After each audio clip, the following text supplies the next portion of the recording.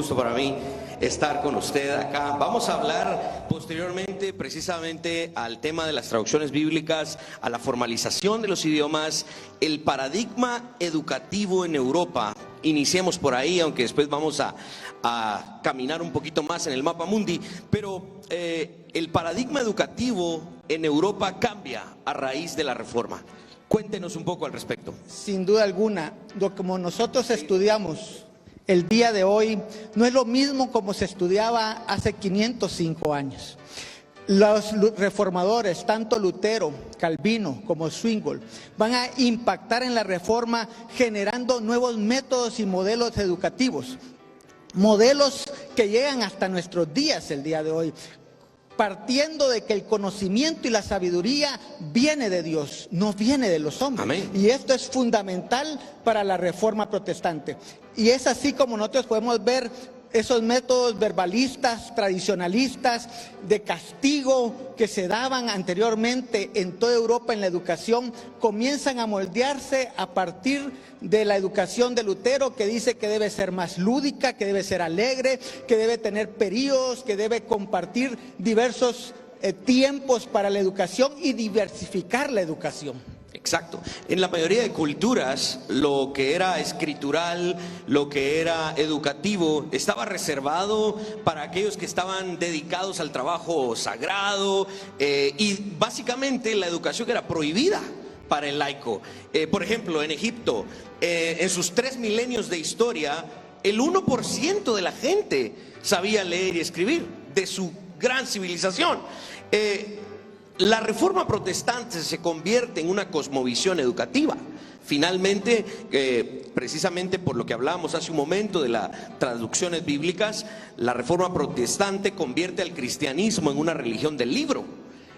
Por lo tanto, a todo aquel que es creyente en Jesucristo debe saber leer el libro. ¿Cuán importante es eso, hermano Julio? Sin duda alguna. Los preceptos fundamentales de la reforma educativa que se va a generar a partir de la Reforma protestante va a ser la universalidad de la educación. Exacto. Que llegue a hombres y mujeres. Antes la mujer no tenía participación en la escuela. Exacto. La mujer a raíz de la Reforma protestante puede estudiar. Ahora, ¿cuál es el objetivo de esto? De que la mujer pueda educar a los hijos leyéndoles la Biblia en sus hogares. Y eso es lo que va a transformar a la Alemania en este momento. Ahora, en aquel entonces el imperio prusiano probablemente va a ser transformado de una forma única por la lectura en la palabra de Dios. Además de que esa lectura tenía que formar con valores, con principios y transformar a la misma sociedad alemana.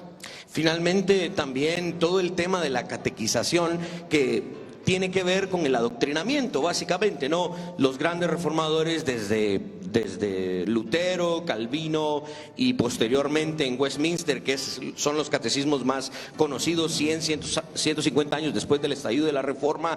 Finalmente, todo el movimiento de la catequización, que muchos cristianos creen que solo es una herencia católica, pero realmente es más utilizado por los reformadores que por el emblema católico, ¿no? Eso es bien importante. De hecho, el término catecúmeno y catequesis es un término protestante. Así es. No es precisamente de la Iglesia Católica. Así es. Y es aquí donde nosotros podemos ver que los reformadores van a decir la inteligibilidad de la fe.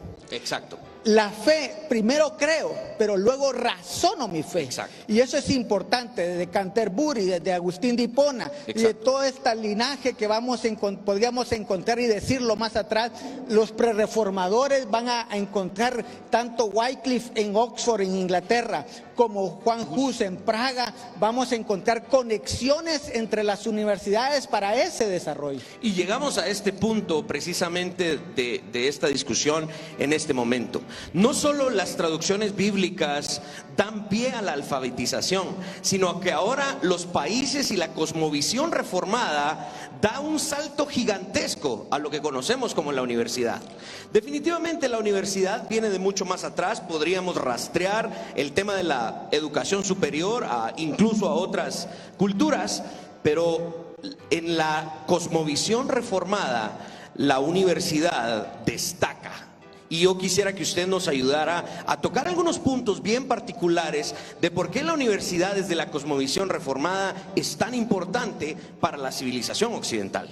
Sin duda alguna, empezamos desde muy atrás con el analfabetismo que usted mencionaba.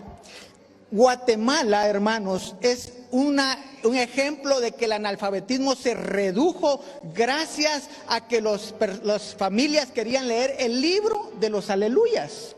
Y gracias a eso, el analfabetismo se redujo en Guatemala. Amén. Y eso Amén. lo podemos encontrar en informes como CEPAL, como INE, el Instituto Nacional de Estadística. Todos estos datos son fundamentales.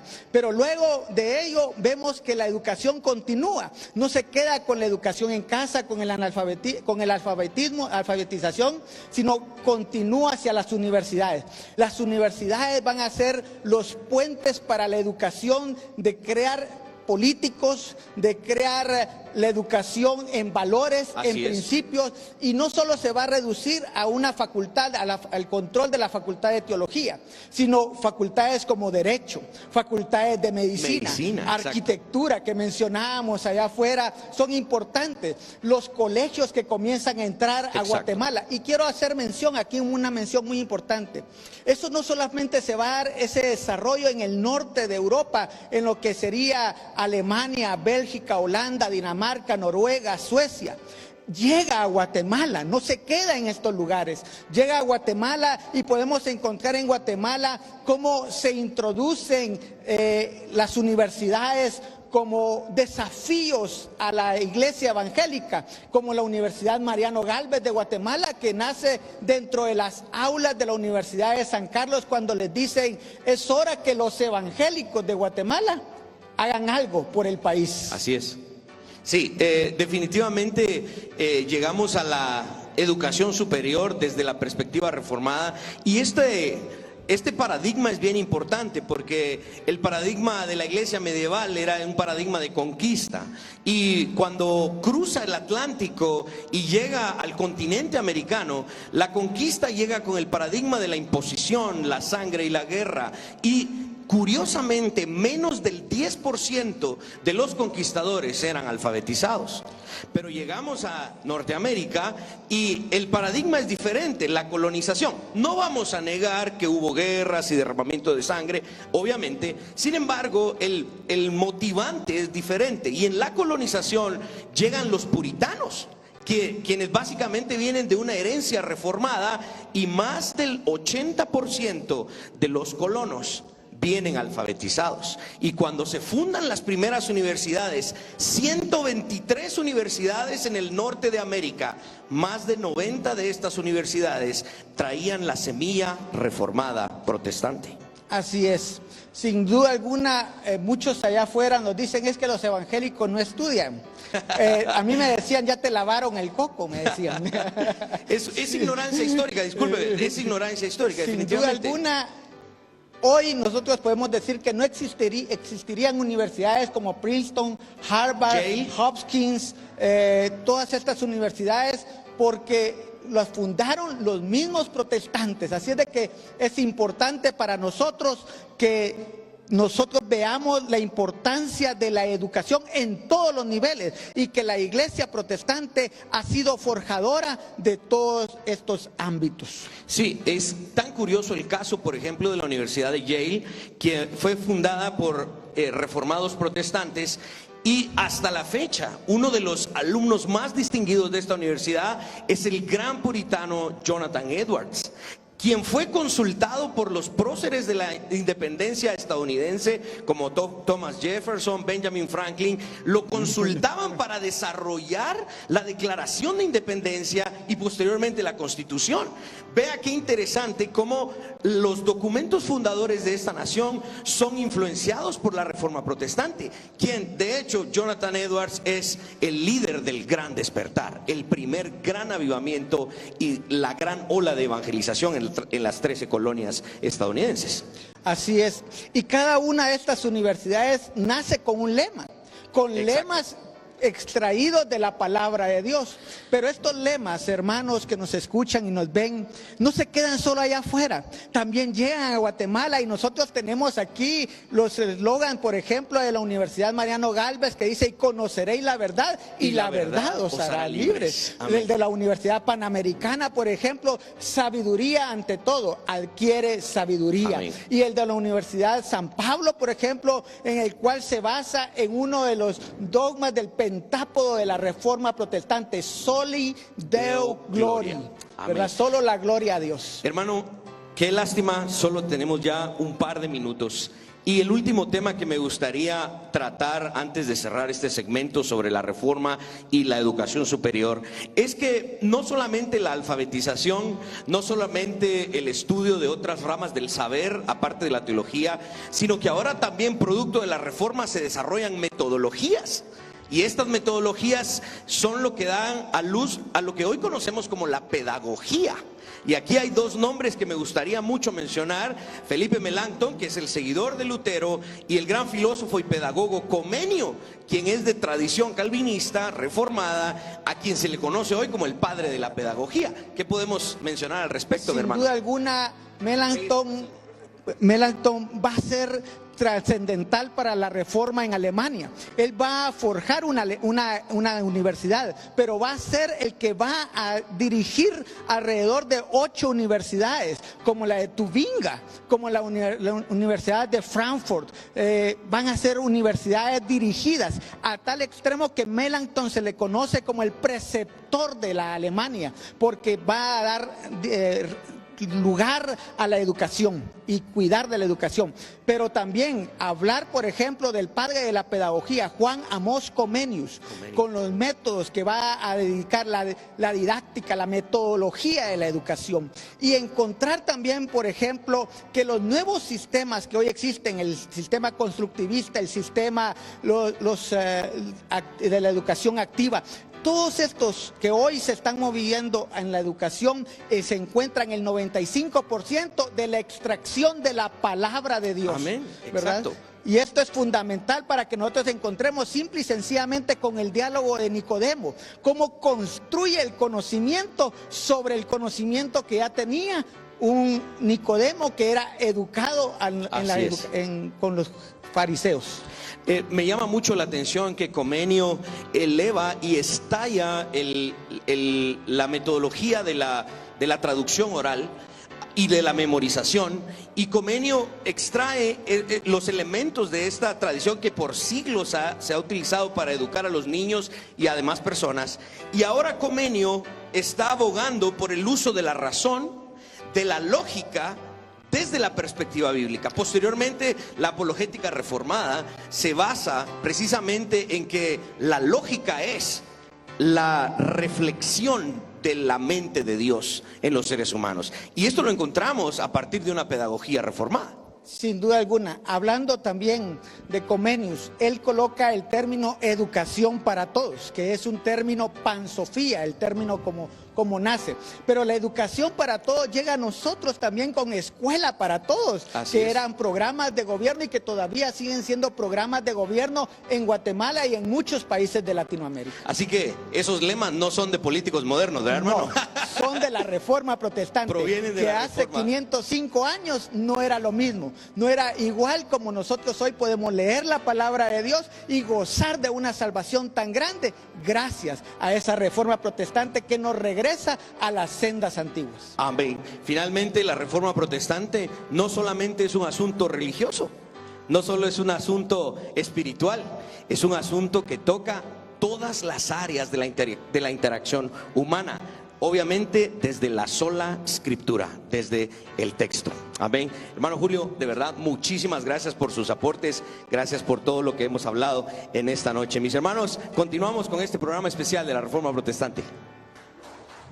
Predicamos la verdad. Continuamos entonces. Hermano Rolando de Paz, es un gusto para mí estar con usted. Vamos a tratar un último tema desde la perspectiva reformada y estamos hablando ahora de la cosmovisión de la familia. desde la Reforma Protestante. La Reforma Protestante cambió la visión de la familia. Martín Lutero y otros reformadores defendieron el matrimonio como el mejor estado del hombre y el siervo de Dios, porque ahora los ministros eclesiásticos pueden dar ejemplo a la audiencia, a los feligreses, a los creyentes, con sus propias familias. Cuéntenos un poco al respecto, hermano Rolando. Así es, mi hermano, gracias. Hablar de la familia es hablar del plan de Dios para bendecirnos. Amén. Los que estamos casados podemos decir amén, ¿sí? Amén. ¿Por qué? Porque la palabra de Dios dice que no es bueno que el hombre esté solo. Así es. Le haré ayuda idónea. Y ese es el plan de Dios para bendecirnos. Y el que haya esposa haya el bien y alcanza la benevolencia de Jehová. De veras que los casados es que hemos alcanzado el favor de Dios. Amén. Amén. Yo pensé que iba a haber un amén aquí de todos los hermanos casados. Amén. Muy pocos, ¿verdad? Pocos los que disfrutan hoy de haberse casado. Sí, sí. Pero hemos alcanzado la benevolencia de Jehová porque ese es el plan de Dios para bendecirnos. Sin embargo, la configuración de la familia no siempre ha sido así. Y como hemos aprendido en esta noche, la escritura, al estar limitada hacia el pueblo, básicamente no se tenía el conocimiento bíblico acerca de cómo se debía configurar la familia y cómo deberían ser las relaciones matrimoniales. Y ese es parte del gran proceso y la gran transformación que ocurrió a partir de la Reforma. Definitivamente, recordemos que en el Concilio de Trento el celibato es una de las doctrinas que se reafirma a partir de la iglesia medieval. Ellos ven el problema de que los reformadores están influenciando a las familias, no solo con su mensaje y con su teología, sino que ahora los reformadores tienen la evidencia en sus propias vidas de un matrimonio, ¿no? El mismo Martín Lutero, quien después de empezar a ayudar a varias monjas a casarse o a regresar con sus familias, la última que queda ya no se quiere ir y dice Martín Lutero, bueno, con ella me quedo, ¿verdad? Y se casó con Catarina von Bora, quien, dicho sea de paso, es una mujer que es importante estudiar. Es una de las mujeres de la Reforma, que no solamente pone a trabajar a Lutero, sino que se convierte en una especie de editora de los escritos de Martín Lutero. La familia, sin duda alguna, aceleró la influencia de la Reforma. Así es, y el hecho de que Martín Lutero se haya casado está dando ejemplo, está dando una evidencia de que realmente sí las cosas se pueden hacer conforme a la palabra de Dios, conforme al modelo bíblico, conforme al plan de Dios. Amén. Hay que entender un poco por qué razón resulta ser una acción muy significativa el hecho que Lutero y los reformadores se hayan casado. Precisamente porque la sociedad medieval pre-reformada era una sociedad en donde se constituía principalmente por un ambiente rural y agrícola. La familia era vista para producir relaciones de propiedad y de dominio. Exacto. Ese era el punto de vista de la familia. Era una institución basada en lo que realmente decía el clero y la burguesía, básicamente. No había un acceso directo a la conformación de la familia como lo dice la Escritura. Cuando es visto así, entonces la familia prevalecía más que todo un interés del clan. El matrimonio de los hijos se veía como una oportunidad para fortalecer las propiedades, el patrimonio familiar. Cualquier parecido con la realidad de algunos, pura coincidencia. Exacto. Pero esa era la perspectiva antes de la Reforma. Prevalecían los intereses del clan antes que la realización individual. Entonces eso es lo que vemos acá. La mujer era vista como propiedad del varón y con un solo propósito: satisfacer al varón y darle hijos. Esa era únicamente la perspectiva de la mujer. Muy limitado en cuanto a no tenía educación, no tenía ningún derecho a nivel hogar, a nivel familia. Y los hijos se veían básicamente como trabajadores. Desde muy temprana edad se les vinculaba a los trabajos de campo. Y esa era la perspectiva de la familia. Era una mano de obra, los hijos eran pura mano de obra. Exacto. Mano de obra era lo que se miraba. Pero hay algo fundamental acá, y esto es a lo que quería llegar. Desde el punto de vista teológico, la iglesia consideraba el matrimonio como un sacramento. ¿Y eso qué significa? Que era básicamente, se podía alcanzar la santificación y la salvación por medio del matrimonio. Exacto. Cuando en realidad la Biblia no lo dice así. Y eso es básicamente el gran aporte de Martín Lutero hacia el matrimonio y la familia. Dejar de considerarlo como sacramento, ¿por qué razón? Porque Al momento de que era un instrumento para poder alcanzar la gracia y la salvación, era indisoluble. Entonces la iglesia tenía esa potestad legal de poder regular todo lo concerniente a la familia y el matrimonio, hasta los más mínimos detalles. Cuando había una ausencia de un abandono, cuando había violencia familiar, cuando había adulterio, no se podían separar, y si se separaba, dejaba al cónyuge inocente en un estado de condenación permanente. Es más, se consideraba que las relaciones sexuales únicamente tenían el propósito de procrear hijos. Exacto. Las relaciones placenteras eran pecaminosas. Exacto. Entonces digo, realmente ese era un estado de condenación permanente el que se vivía en el ambiente conyugal y familiar. Y no digamos que previo a la reforma todavía se practicaba en muchas partes del mundo la poligamia. Correcto. Precisamente cuando la sociedad se empieza a reformar, los reformadores empiezan a abogar por la monogamia, ¿no? Precisamente por el varón y la mujer, como una sola pareja, y no el satisfacer al hombre con diferentes mujeres, ¿no? Finalmente, la familia, desde la perspectiva reformada, viene a ser una realidad distinta. Cuando llegamos con Juan Calvino y el desarrollo del magnánimo concepto del mandato cultural, finalmente el matrimonio cobra un propósito distinto, porque cuando los reformadores entienden que hemos de reformar no solo la vida eclesiástica, sino el todo de la sociedad, entonces el matrimonio se convierte en el vehículo para cumplir con el mandato cultural. Y de hecho es bíblico, porque de hecho el plan de Dios es que nosotros podamos como individuos ser desarrollados en los principios y en el conocimiento de Dios a partir de la familia. Amén. Vemos Deuteronomio 6 que la labor principal de los padres es instruir a los hijos en los caminos de Dios. Entonces vemos ahí el plan de Dios. Sin embargo, cuando llegamos a la reforma no es así. Ese es otro de los grandes aportes. Viene Lutero y los reformadores y empiezan a plantear esto. Uno, cuando deja de ser un sacramento, les permite a ellos casarse, tener la libertad de poder elegir a la esposa, o más bien dicho, tomarla, como bien lo dijiste. Exacto. Tomarla, se casó, tuvieron hijos, pudieron vivir esa vida matrimonial que Dios anhela para todos nosotros. Y hay varios aspectos aquí. En primer lugar, a partir de la reforma se redefinen las relaciones conyugales y familiares. Así es. La tesis 25 al 28 de Lutero plantea precisamente eso, una redefinición del amor en función de ¿qué? Del ejemplo de Cristo que se entrega por su iglesia. Ese amor sacrificial, pero uno no lo puede hacer si no está sujeto a Cristo. Uno es incapaz en sus propias fuerzas de llegar a amar como Dios lo hace, pero estando en Cristo, esto es posible. Entonces se santifica la vida matrimonial, pero a la vez se presenta como un testimonio de vida santa para honrar a Dios. Ese es el concepto totalmente diferente. Exacto. Hay dos cosas que quisiera tratar previo a que se nos termine el tiempo. Finalmente, todo este pensamiento reformado sobre la familia produce lo que había escaseado durante 1000 años de historia: una pastoral verdadera sobre la familia, ¿sí? Finalmente, tanto los prerreformadores como los reformadores empiezan a plantear una teología pastoral acerca de la familia de manera distinta, no solo a través de la teoría, sino de la experiencia.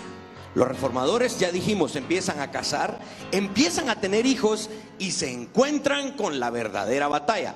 No es que los casados tengamos batallas en casa, no estoy diciendo eso. Lo que estoy diciendo es que se empiezan a encontrar con la vida real. Tanto Lutero como Calvino perdieron hijos. Lutero perdió una hija de 12, 13 años. Juan Calvino perdió un bebé de unos cuantos días de nacido, y eso hace estallar en ellos no solo una teología en términos teóricos, sino verdaderamente pastoral, hermano. ¿Está usted de acuerdo en eso? Sí, correcto. Y además se incluye a la mujer. Y eso es lo más relevante. Ese es el otro punto. Eso es lo más relevante acá, que esa pastoral incluye ahora a la esposa. Amén. En una relación de mutuo apoyo, los dos colaborando. La mujer se integra a la vida doméstica, a la vida familiar, como una buena educadora de los hijos. Ella es la que se encarga de instruirle junto con el varón. De hecho, Martín Lutero viene y escribe eso, el Catecismo Mayor y Menor. El menor es un diálogo de un padre a un hijo. Exacto. ¿Cómo se le debe instruir a un hijo en los caminos de Dios? Esa es la gran riqueza de lo que tenemos después de la Reforma. Quiero leerles algo acá de la escritora Isabel Morante en su libro Amor, Matrimonio y Familia.